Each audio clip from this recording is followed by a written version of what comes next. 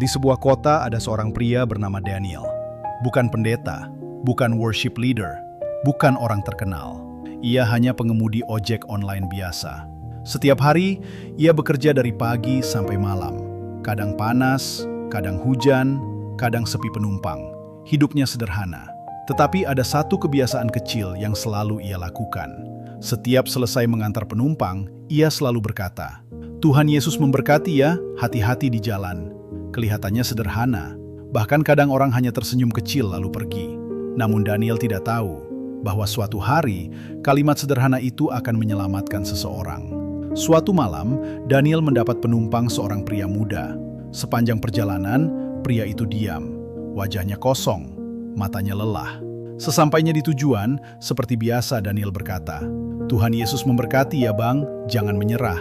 Tiba-tiba pria itu terdiam. Matanya mulai berkaca-kaca.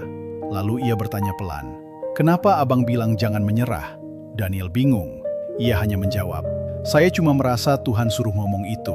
Pria itu menangis. Malam itu juga, ia bercerita bahwa sebenarnya ia sedang putus asa. Usahanya bangkrut, keluarganya hancur. Dan malam itu, ia merasa tidak ada alasan lagi untuk bertahan hidup. Tetapi satu kalimat sederhana membuatnya berhenti. Kadang kita berpikir, memberitakan Injil harus selalu di mimbar besar, harus viral, harus terkenal, harus luar biasa. Padahal Tuhan bisa memakai hal kecil, senyuman kecil, pesan singkat, perhatian sederhana, kalimat penguatan. Di Markus 16 ayat 15, Yesus tidak berkata, "Tunggulah sampai hebat," tetapi "Pergilah." Artinya, mulailah dari tempat kita berada. Tuhan tidak mencari orang paling sempurna. Tuhan mencari orang yang mau dipakai. Karena kita tidak pernah tahu, satu pesan kecil tentang Tuhan bisa menjadi alasan seseorang tetap bertahan hidup. Beberapa bulan kemudian, pria itu kembali memesan ojek Daniel. Namun kali ini berbeda, wajahnya lebih tenang.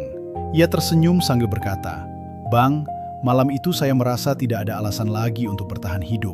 Daniel terdiam.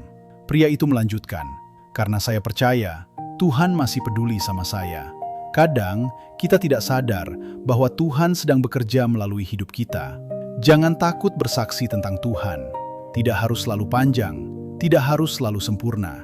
Karena satu kalimat sederhana yang lahir dari kasih bisa mengubah hidup seseorang selamanya. Tuhan, pakailah hidup kami menjadi terang bagi orang lain. Berikan keberanian untuk membagikan kasih dan kabar baik-Mu, bahkan lewat hal kecil sekalipun. Amin.